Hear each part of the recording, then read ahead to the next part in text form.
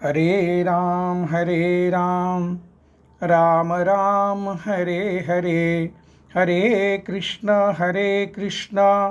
कृष्ण कृष्ण हरे हरे पुंडलीकवरदा हरि विठ्ठल श्री ज्ञानदेव तुकाराम सद्गुरु श्री ज्ञानेश्वर महाराज की जय। जगद्गुरु तुकाराम महाराज की जय। पंढरीनाथ भगवान की जय। आज दत्त जयंती आणि प्रेमस्वरूप अशा या दत्त अवतारामध्ये भगवंतांनी क्षुल्लक अशा प्राण्यांनाही गुरुपद बहाल केल्याचे भागवतात नमूद आहे। उद्धवजींना भगवंतांनी समत्व भाव धारण करून बद्री क्षेत्रात वास्तव्य करण्याची आज्ञा केली होती। तो समत्व भाव समजावून सांगण्यासाठी भगवंताच्या मुखात यदू आणि अवधूत यांचा संवाद म्हणजे 24 गुरुचे आख्यान येथे। भगवंताचा आपल्यालाही तोच उपदेश आहे, समत्व भाव धारण करण्याचा। यापूर्वी आपण 4 भागात श्रोत्याशी वाचकांशी संवाद केला। काही सूचना तसेच ग्रंथाची अपूर्वता आपण समजून घेतली। आज दत्त जयंतीपासून प्रत्यक्ष ज्ञानेश्वरी आपण समजून घेऊया। ज्ञानेश्वरी समजून घेण्यासाठी नवीन ग्रंथ जो प्रकाशनाच्या मार्गावर आहे तो आता आपण पाहणार आहोत। या ग्रंथाचे नाव श्रीमद ज्ञानेश्वरी आत्मानुभूती व त्या प्राप्तीच्या साधनेचे माऊली प्रसाद प्रकटन। ओम नमोजी आद्या। माऊलींनी ओम या मंगलवाचक पदाने श्री ज्ञानेश्वरीची सुरुवात केलेली आहे।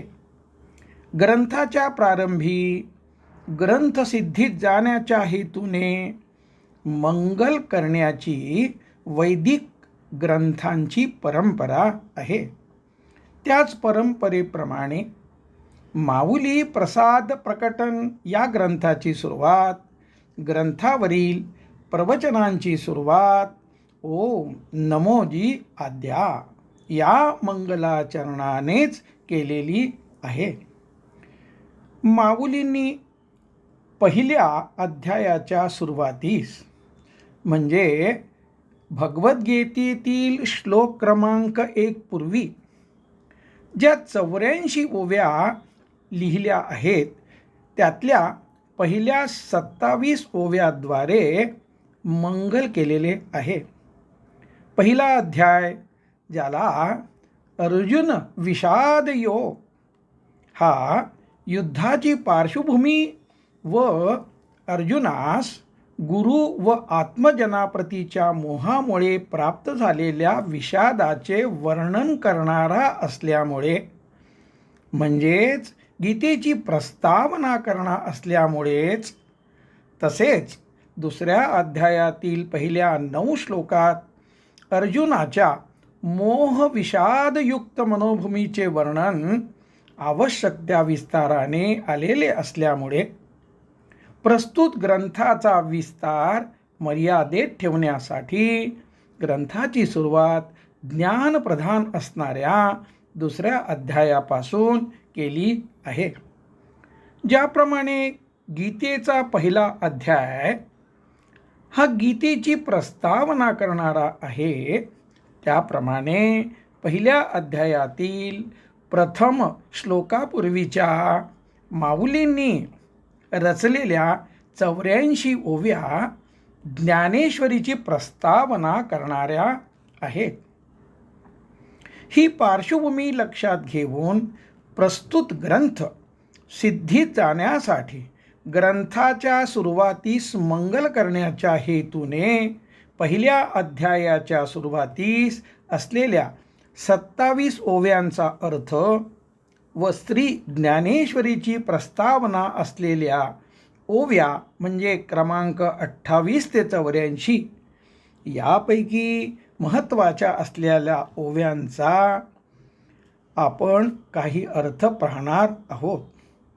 प्रत्येक श्लोक, ओवी व त्याखाली अर्थ या पद्धतीने प्रस्तुत ग्रंथाची सुरुवात अध्याय 2 पासून केलेली आहे.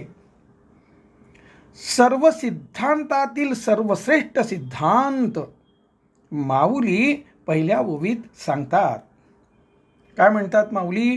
ओम नमोजी आद्या वेद प्रतिपाद्या जय जय स्वसंवेद्या आत्मरूपा.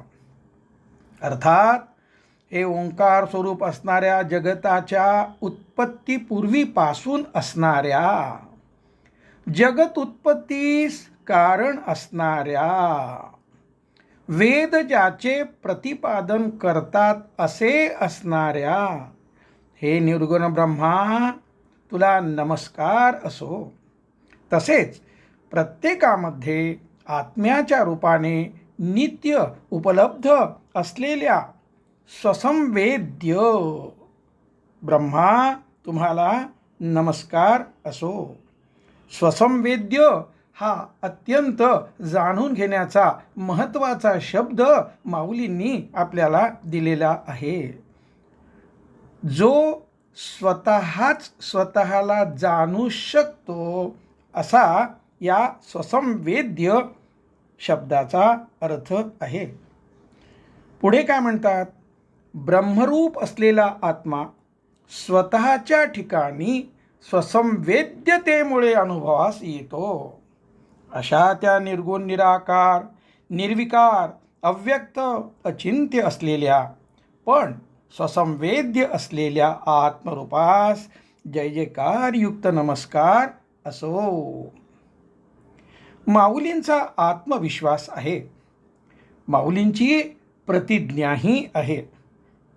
तळहातावर ठेवलेले रत्न जसे संशयरहितपणे प्रत्यक्षपणे अनुभवास येते, त्याप्रमाणे साधकास आत्मा अनुभवास आणून देईन.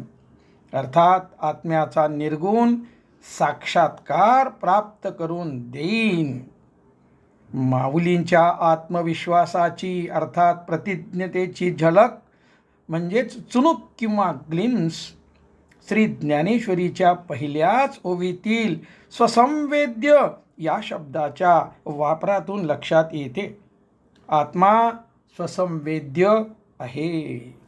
अर्थात आत्मा साधकास स्वतःच्या ठिकाणी कशाचेही म्हणजे रूप, विचार, भावना यांचे साहाय्य न घेता अनुभवास येणारा आहे. स्वयंप्रकाश ज्ञानस्वरूप ज्ञानमात्र आहे. स्वयंसिद्ध आहे. आत्मा स्वसंवेद्य आहे. हा सिद्धांत आत्म्याच्या निर्गुण साक्षात्काराच्या दृष्टीने खूप महत्त्वाचा आहे. सत्वर परिणाम साधणारा म्हणजे इफेक्टिव्ह आहे. अनुभवाच्या वाटेवर ठेवणारा आहे. हे शांत मनाने व बुद्धी स्थिर करून नेहमीसाठी लक्षात ठेवावयाचे आहे. अध्यात्माच्या साराचे सार असलेली ही ओवी व त्याखालील अर्थ पुन्हा एकदा मनात आणून माऊली कृपेने त्यातील सिद्धांतात बुद्धी स्थिर होत आहे. या भावनेसह, या निष्ठेसह हात जोडून डोळे बंद करून नमस्कार करावा. प्रत्येक अध्यायाच्या सुरुवातीस ही ओवी अर्थासह वाचून त्या अध्यायाचे वाचन सुरू करावे.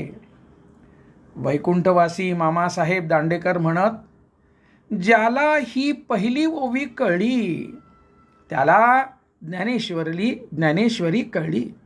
यावरून या ओवीचे सामर्थ्य लक्षात घ्यावे. गीता व श्री ज्ञानेश्वरीमध्ये भगवंतांनी अर्थात माऊलींनीही उपदेशित केलेल्या साधना प्रत्यक्षात कशा कराव्यात ते माऊलींनी त्यांच्या कृपावर्षावाद्वारे अनुभवास आणून दिल्याप्रमाणे सांगणारा म्हणजेच प्रॅक्टिसिंग मॅन्युअल असणारा हा प्रस्तुत ग्रंथ आहे. प्रस्तुत ग्रंथ उत्तरोत्तर वाचताना आपणास माऊली कृपेद्वारे त्याची खात्री होईल. निर्गुणातून सगुणात येऊन माऊली पुढची ओवी सांगतात. पहिली ओवी निर्गुणाचं वर्णन करणारी आहे. लगेच दुसऱ्या ओवीमध्ये भगवंताचं सगुण रूपाचं माऊली वर्णन करतात. काय म्हणतात माऊली? देवा तूची गणेशू सकळ सकळार्थमती प्रकाशू म्हणे निवृत्ती दासू अवधारी जोजी. देवा म्हणजे अर्थात भगवान श्रीकृष्णा तूच विघ्नहर्ता श्री गणेश आहेत. सकळार्थ म्हणजे काय? जगातील सर्व विषय वस्तू भावना इत्यादी जे जे काही ज्ञेय आहे. आणि मती म्हणजे ज्ञेय जाणणारे वृत्तीज्ञान. या दोघांना अर्थात सर्व प्रकारच्या ज्ञेय आणि ज्ञानास साक्षी रूपाने प्रकाशित करणारा प्रकाश देवा म्हणजे आत्मरूप परमात्मा तूच आहेस. निवृत्तीनाथांचे शिष्य ज्ञानेश्वर माऊली म्हणतात, आदरणीय श्रोते हो, तो श्री गणेश कसा आहे ते अवधानपूर्वक लक्षात घ्या. या पुढच्या ओवी क्रमांक 3 ते 19 चा सरळ अर्थ आपण विचारात घेऊन पुढे जाणार आहोत. माऊली जे काही म्हणतात त्याचा अर्थ असा आहे. हा संपूर्ण वेद ही जणू त्या श्री गणेशाची सुशोभित केलेली मूर्ती आहे. 19व्या ओवीपर्यंत गणेश मूर्तीचं सगुण रूपातलं हे माऊलीने केलेलं वर्णन आहे. मनवादिकांच्या स्मृती या श्री गणेशाच्या अवयव आहेत. 18 पुराणे त्यांच्या अंगावरील रत्नजडित अलंकार आहेत. लालित्यपूर्ण पदरचना हे रंग व उपमादी अलंकाराद्वारे उठावदारपणा प्राप्त झालेला आहे. हेच त्या गणपतीचे वस्त्र आहे. अर्थपूर्ण आवाजाने ऋणझुरणारी रामायणादी काव्ये नाटके ही त्या गणपतीच्या पायातील लहान घागऱ्या आहेत. वैशिष्ट्यपूर्ण विविध आध्यात्मिक सिद्धांत त्या घागऱ्यात कौशल्याने जडविलेली रत्ने आहेत. व्यासादिकांची बुद्धी त्या गणपतीच्या कमरेला बांधलेल्या मेखलेच्या रूपाने शोभत आहे. 6 शास्त्रे त्या श्री गणेशाच्या 6 बाहू आहेत. तर्क हा परशु, सिद्धांत भेद हा अंकुश आणि उपनिषदातील ब्रह्मैक्य ज्ञानाच्या आत्मानंदरूपी महारसाने भरलेला मोदक असे वेगवेगळ्या हातामध्ये धारण केलेला श्री गणेश शोभत आहे. बौद्ध मताचे खंडन दर्शविणारा खंडित झालेला दात एका हातामध्ये आहे. एका हातामध्ये म्हणजे वरदहस्तामध्ये सांख्याचा सत्कारवाद दर्शविणारे कमलपुष्प आहे. अभयहस्त धर्मप्रतिष्ठा रूप सिद्धी दर्शवत आहेत. त्या श्री गणेशाची सहजतेने हलणारी सोंड अनात्म विवेक सरलतेने निशंकतेने करण्याद्वारे प्राप्त होणारा आत्मसुखाचा निरतिशय निरुपचार परमानंद दर्शवित आहे.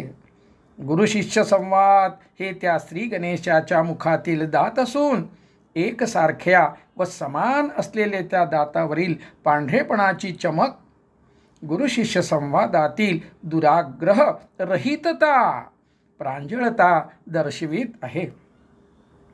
त्या गणेशाचे सूक्ष्म व तेजस्वी डोळे उन्मेष म्हणजे शब्दरहित स्वयंप्रकाश ज्ञान दर्शविणारे आहेत.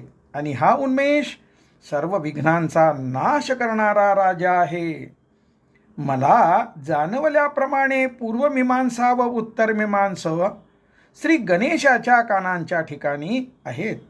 श्री गणेशाच्या गंडस्थलातून निघणारा मध हे आत्मबोधरूपी अमृत असून मुनिरूपी भ्रमर त्याचे सेवन करीत असतात. अध्यात्मशास्त्रातील सिद्धांतरूपी पोवळ्याने अलंकृत झालेल्या श्री गणेशाच्या मस्तकावर द्वैत आणि अद्वैत ही दोन गंडस्थळे सारखेपणाने म्हणजे जीवन मुक्तावस्था प्राप्त करून देणे या एकाच हेतूने एकत्र आलेली आहेत. ज्ञानरूपी मकरंदाने म्हणजे फुलातील मधाने परिपूर्ण असल्यामुळे व ते ज्ञान देण्याबाबतीत सहजता, स्पष्टता, निस्संदिग्धतेद्वारे उदार असल्यामुळे महत्त्वाची म्हणून मान्यता प्राप्त असलेली ईश, कठादी इत्यादी 10 उपनिषदे सुगंधी फुले होऊन श्री गणेशाच्या मस्तकावर चांगली शोभत आहेत. ओंकारमधील अकार श्री गणेशाचे 2 पाय आहेत. उकार मोठे पोट आहे आणि मकार हे मोठे गोलाकार मस्तक आहे. 19व्या याप्रमाणे माऊलींनी असे सुंदर वर्णन केलेलं आहे. पुढची 20वी ओवी माऊली म्हणतात, हे तिन्ही एक वटले तेत शब्द ब्रह्म कवळले ते मिया श्री गुरुकृपा नमिले आदि बीज. वरील प्रमाणे अ, उ व म या तिन्ही मात्रा एकत्रित आल्या असता तयार होणाऱ्या ओममध्ये सर्व वेदांचा समावेश होतो. अशा त्या मूळ बीजभूत ओंकार स्वरूप श्री गणेशास मी सद्गुरू श्री निवृत्तीनाथांच्या कृपेने नमस्कार करतो.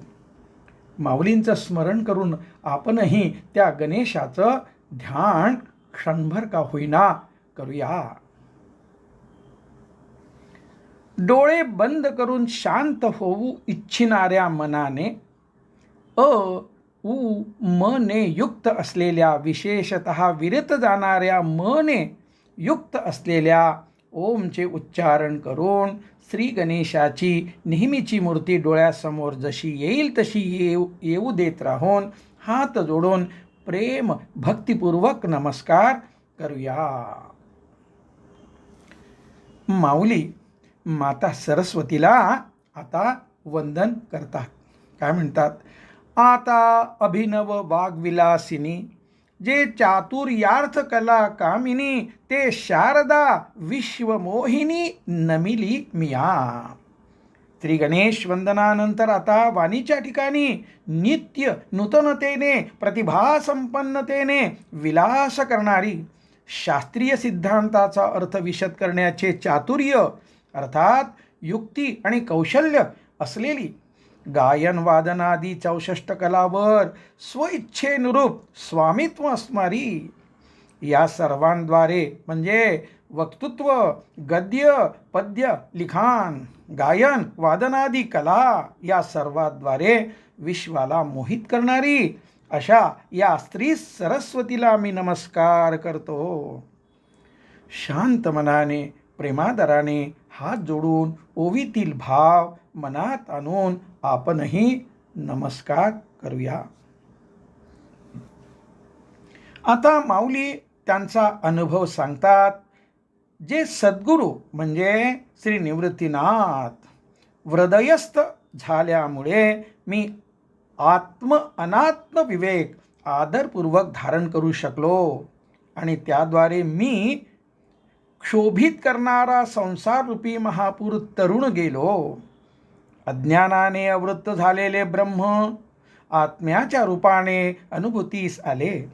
पूर्ण काम झालो म्हणजे कामना मनात येणे संपले. मी कृतकृत्य झालो. हाच अनुभव म्हणजे निर्गुण साक्षात्कार माऊली मिळून देणार ही माऊलीच्या कृपा सामर्थ्याबद्दलची निष्ठा नेहमीसाठी मनात खोलवर रुजू द्यावी. पुढे म्हणतात माऊली, तैसा पुढत पुढती तोची मिया अभिवंदिला श्री गुरुची जो अभिलषित मनोरुची पुरविता तो. माझी आवड म्हणजे क्षमता, अधिकार वेळोवेळी लक्षात घेऊन स्वसामर्थ्याने माझ्या सर्व अभिलाषा वरीलप्रमाणे पूर्ण करणाऱ्या माझ्या श्री गुरूंना मी पुन्हा पुन्हा विनम्रतेने वंदन करीत आहे. माऊली निर्गुण साक्षात्कार करवून देणार अशी त्यांच्या कृपा सामर्थ्याबद्दलची निष्ठा मनात ठेवून माझी माऊली असे शब्द प्रेम भक्ती रसासह मनात येऊ द्यावेत आणि दोन्ही हात जोडून माऊलींना वंदन करावे. माऊलीच्या व स्वतःच्या गुरुप्रती निष्ठापूर्वक प्रेमभक्ती ही निर्गुण साक्षात्कारासाठी आवश्यक असलेली साधना आहे हे लक्षात घ्यावे. निर्गुण साक्षात्कारासाठीच्या सर्व साधना करीत असताना मनाची पार्श्वभूमी माऊलीप्रती निष्ठा व प्रेमयुक्त गुरुभक्ती जोपासणारी असणे आवश्यक आहे.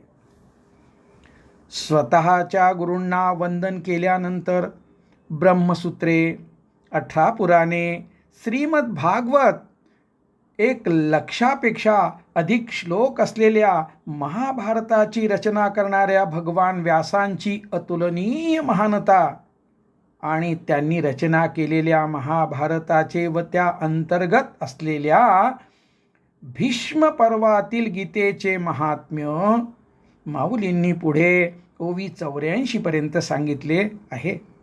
त्याचा सारांश पुढील प्रमाणे आपल्याला विचारात घेता येईल.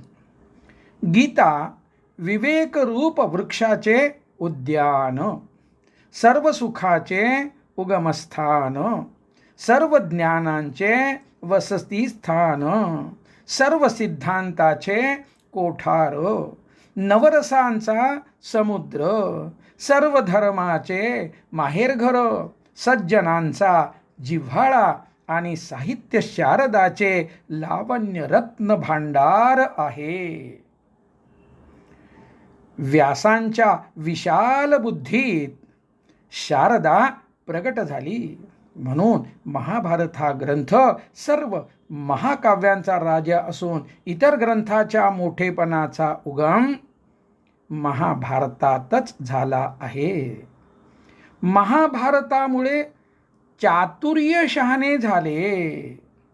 वृक्ष असलेल्या ब्रह्मसिद्धांताला रुची प्राप्त झाली आणि त्यामुळे सुखाच्या सौभाग्यास पुष्टी प्राप्त झाली. अर्थात ब्रह्मज्ञानाद्वारे म्हणजे आत्मानंदाद्वारे सुखाला अखंडता प्राप्त झाली. महाभारताची व्यापकता व विविध वैशिष्ट्ये सांगून माऊली म्हणतात, सूर्यप्रकाशाने ज्याप्रमाणे विश्व उजळून निघते त्या प्रकारे व्यासांच्या विशाल बुद्धीने व्यापलेले विश्व शोभत आहे. सर्व विषयांचा विस्तार शोभिवंत झाला आहे आणि व्यासांच्या वाणीच्या तेजामुळे त्यातील ज्ञान स्पष्ट झाले आहे. म्हणून महाभारतात जे नाही ते त्रैलोक्यातही नाही. या कारणामुळे संपूर्ण त्रैलोक्यास व्यासोच्छिष्ट म्हणजे व्यासांचे उष्टे असे म्हटले जाते. नंतरच्या सर्व ग्रंथातील सर्व सिद्धांत महाभारतातूनच आलेले आहेत हा त्याचा भावार्थ. व्यासांनी वेदरूप समुद्र त्यांच्या बुद्धिरूप रवीने घुसळवून महाभारतरूपी अमर्याद लोणी काढले आहे. त्यास व्यासांनी ज्ञानाग्नीने तापवून म्हणजे कोणचं उष्णता दिली? ब्रह्मज्ञाना व्यतिरिक्तचा भाग काढून टाकून विवेकाद्वारे कढवून ब्रह्मज्ञानाचे मार्गनिहाय वर्गीकरण करून सुगंध असलेले तूप म्हणजे गेयता, सुस्पष्टता, सुसूत्रता, सुगमता असलेले पद्य तयार केले. व्यासांनी गीतेची रचना अशा प्रकारे केली. विरक्त देखील ज्या गीतेची नेहमी इच्छा करतात, संत ज्या गीतेचा सर्व काळ अनुभव घेतात, तो आत्मा मी आहे असे प्रत्येक श्वासागणिक अनुभवत ब्रह्मैक्य भावात पारंग झालेले सुद्धा ज्या गीतेत रमतात, अशा गीतेचे भक्तांनी नेहमी श्रवण करावे. त्रैलोक्यात सर्वश्रेष्ठ असल्यामुळे गीतेस नमस्काराचा पहिला मान आहे.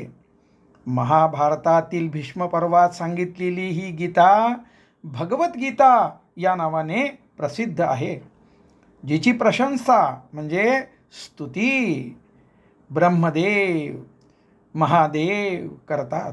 सनकादिक जिचे आदराने ग्रहण करतात, अर्थात ब्रह्मदेव महादेव सनकादिक यांनी ज्ञानोत्तर भक्तीचा आनंद घेण्याचे साधन म्हणून गीतेचा अंगीकार केला आहे. सारांश: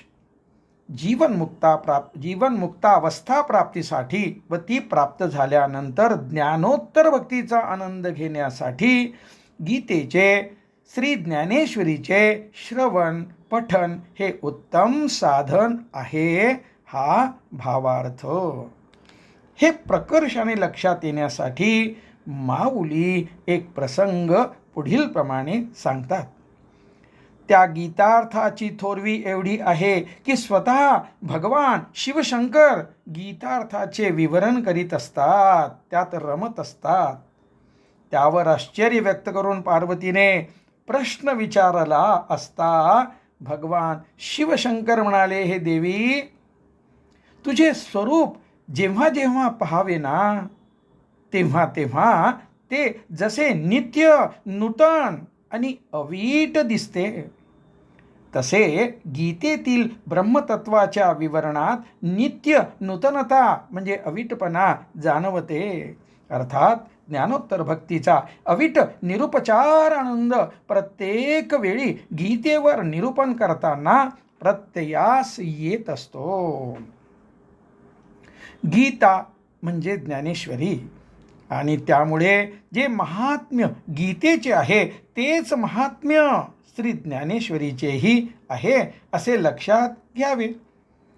साधकाची जशी जशी आध्यात्मिक ज्ञानात प्रगती होत जाते तसे तसे त्या साधकास गीता ज्ञानेश्वरीमधून अधिकाधिक समजावयास लागते. तशी तशी अनुभव समृद्धता वाढत जाते आणि त्या सुचक्राचा शेवट आत्मसाक्षात्कारात होतो. त्यामुळे अर्थ समजून घेत गीता ज्ञानेश्वरी वाचताना अवीटपणे नित्य नूतनता जाणवत राहते. आत्मसाक्षात्कारानंतर सुद्धा ही अवीट असलेली नित्य नूतनता संपत नाही, असा वरील ओव्यांचा भावार्थ आहे. माऊलींनी श्री ज्ञानेश्वरीच्या सुरुवातीस निर्गुण ब्रह्म, श्री गणेश, श्री शारदा व स्वतःच्या गुरूंना वंदन करून मंगल केलेले आहे. श्रीकृष्णार्जुन संवादरूपी कथेद्वारे गीताबोध सांगण्यास सुरुवात केलेली आहे. माऊली श्रोत्यांना म्हणतात, तिया परी श्रोता अनुभवावी हे कथा, अति हळुवारपणा चित्ता आनो निया. तसेच पुढची ओवी अधिक महत्त्वाची आहे. माऊली म्हणतात, हे शब्दे विन संवादिजे, इंद्रिया नेनिता भोगिजे, बोला आधी झोंबिजे प्रमेयासी. माऊली म्हणतात, शब्दाशिवाय संवाद केल्याने आणि इंद्रियांनी भोग न घेता म्हणजे डोळ्यांनी जसं पाहणे, मनानं चिंतन करणे, त्वचेने स्पर्श करणे, कानाने ऐकणे, हे इंद्रियाचे जे काही कार्य आहे त्याशिवाय ते तत्व, ते प्रमेय अनुभवास येते, म्हणजेच आत्मानुभूती प्राप्त होते. गीतेतील परमतत्व म्हणजे आत्मतत्व शब्दातीत आहे आणि ते अनुभवास आणून देण्यासाठी माऊली श्रोत्यांना विनंती करतात. मन, आवेग, विक्षेप, चांचल्य रहित करून सचेत सजग ठेवून चित्तात भगवंताप्रती प्रेमरसाद्वारे हळुवारपणा म्हणजे मृदुता, कोमलता आणून कथेचा म्हणजे कथेमधील सिद्धांताचा अनुभव घ्या. श्रीकृष्णार्जुन संवाद शब्दाद्वारे म्हणजे शाब्दिक कीस काढण्याद्वारे समजून घेणे पुरेसे नाही. भगवंत सांगणार असलेल्या सिद्धांताशी शब्दाशिवाय म्हणजे शब्दरहिततेने एकरूप व्हा. माऊलींनी सांगितलेली पद्धत अनुसरत गंभीरतेने व स्थिरावलेला म्हणजे सायलेंट आणि रिलॅक्स्ड अंतःकरणाने म्हणजे गंभीरपणे स्थिरावलेनी अंतःकरणे माऊलीचे शब्द आहेत बरं का. अशा प्रकारे माऊलींनी मंगलाचरण व श्री ज्ञानेश्वरीची प्रस्तावना पूर्ण केली आहे. ग्रंथाचे श्रवण कसे करावे तेही सांगितले आहे आणि म्हणून या ठिकाणी स्वल्प विराम देऊन हे पुष्प या ठिकाणी आपण पूर्ण करूया. पुंडलिक वरदा हरी विठ्ठल श्री ज्ञानदेव तुकाराम सद्गुरु श्री ज्ञानेश्वर महाराज की जय. गोपाल कृष्ण भगवान की जय. विठ्ठल विठ्ठल विठ्ठल विठ्ठल विठ्ठल विठ्ठल विठ्ठल विठ्ठल. पुंडलिक वरदा हरी विठ्ठल श्री ज्ञानदेव तुकाराम जगद्गुरु तुकाराम महाराज की जय. ज्ञानेश्वर माऊली की जय. पंढरीनाथ भगवान की जय. आजचं पुष्प या ठिकाणी संपलं. पुढची सूचना देणं आवश्यक आहे म्हणून ती सूचना देतो. ती अशी, पुढच्या भागापासनं प्रत्यक्ष ज्ञानेश्वरीचा अध्याय क्रमांक 2 सुरू होईल. मात्र आज माऊलींच्या ज्या ओवीच्या ठिकाणी आपण थांबलो, कुठे थांबलो? ऐसेनी गंभीरपणे स्थिरावलेनी अंतःकरणे या अवस्थेमध्ये आपण आता 20 मिनिटाचे ध्यान करणार आहोत. चित्त स्थिर होण्यासाठी पहिली ओवी मी पुन्हा सांगणार आहे. ओम नमो जी आद्या वेद प्रतिपाद्या जय जय स्वसंवेद्या आत्मरूपा. ओवीचा अर्थही मी 2दा सांगणार आहे. साक्षीभाव धारण करून अर्थ आपण ऐकावा. ध्यान आपोआप लागेल. अर्थानंतर माझी माऊली ह्या सिद्ध मंत्राचे उच्चारण करून वाणीला विराम देईल आणि त्यानंतर आपण ध्यान करायचे आहे.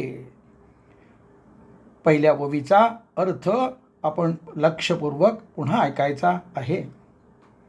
हे ओंकार स्वरूप असणाऱ्या जगताच्या उत्पत्ती पूर्वीपासून असणाऱ्या जगत उत्पत्तीस कारण असणाऱ्या वेद ज्याचे प्रतिपादन करतात असे असणाऱ्या हे निर्गुण ब्रह्मा तुला नमस्कार असो. तसेच प्रत्येकामध्ये आत्म्याच्या रूपाने नित्य उपलब्ध असलेल्या स्वसंवेद्य म्हणजे जो स्वतःच स्वतःला जाणू शकतो असा स्वसंवेद्य ब्रह्मा तुम्हाला नमस्कार असो. अर्थात ब्रह्मरूप असलेला आत्मा स्वतःच्या ठिकाणी स्वसंवेद्यतेमुळे अनुभवास येतो. अशा त्या निर्गुण निराकार निर्विकार अव्यक्त अचिंत्य असलेल्या पण स्वसंवेद्य असलेल्या आत्मरूपास जय जयकार युक्त नमस्कार असो. माझी माऊ